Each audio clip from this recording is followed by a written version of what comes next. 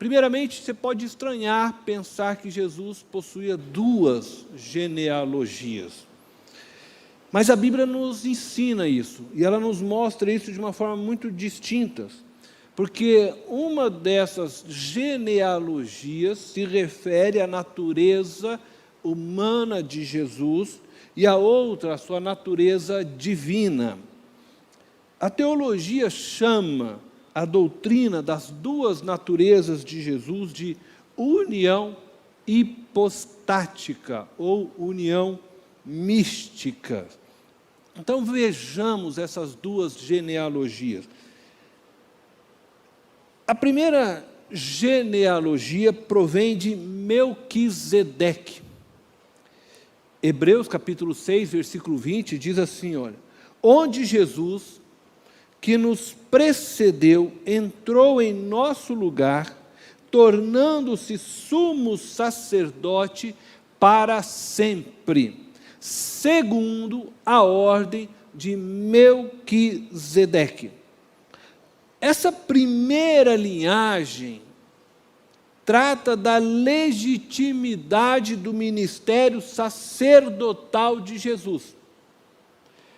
Ele é sumo sacerdote segundo a ordem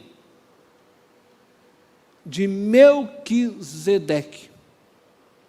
Jesus não é sumo sacerdote da ordem de Arão. Ele não nasceu da linhagem de Levi. Seu serviço sacerdotal é legitimado pela ordem sacerdotal de Melquisedeque. Existem algumas teorias a respeito da pessoa de Melquisedeque. Existe uma teoria que diz que Melquisedeque não era uma pessoa. Melquisedeque seria um título dado à descendência de Sete, que representava dessa forma, então, o reino de justiça. E segundo essa teoria, o Melquisedeque, isto é, aquele que estava debaixo desse título, quando encontrou-se com Abraão, foi Sem, filho de Noé. Sem viveu 600 anos, então ele teria encontrado com Abraão.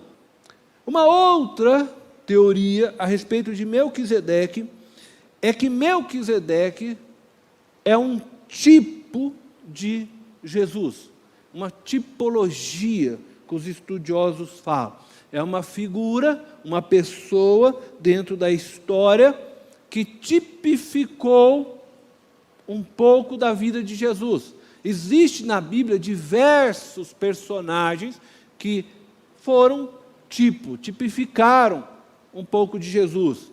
Nós vamos encontrar aí Abraão, nós vamos encontrar José, nós vamos encontrar diversos personagens bíblicos que em determinados momentos das suas vidas, eles simbolizaram aquilo que o Messias ou que Jesus representava.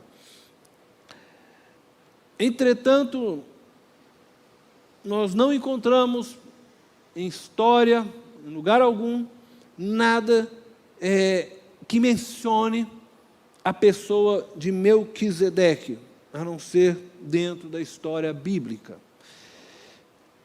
Mas Melquisedeque poderia ter existido, ter tido um outro nome, enfim, mas a cidade de Salém, ela existiu e é comprovada.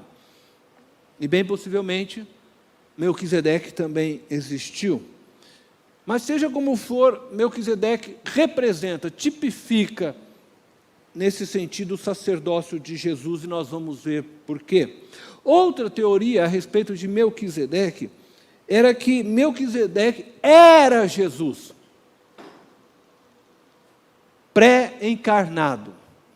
E também na Bíblia nós encontramos diversas vezes a menção de que parece que o Senhor muitas vezes apareceu a alguns homens, ao próprio Abraão.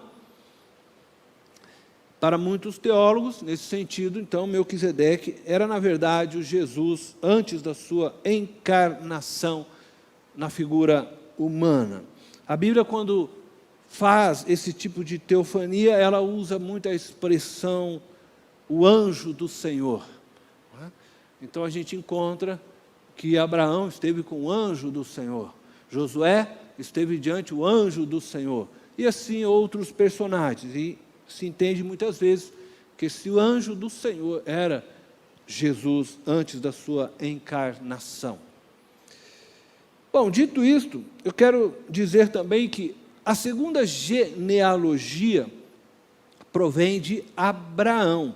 E aí você lê Mateus capítulo 1, versículo 1, logo, abrindo o livro de Mateus, já começa dizendo: registro da genealogia de Jesus Cristo, filho de Davi, filho de Abraão.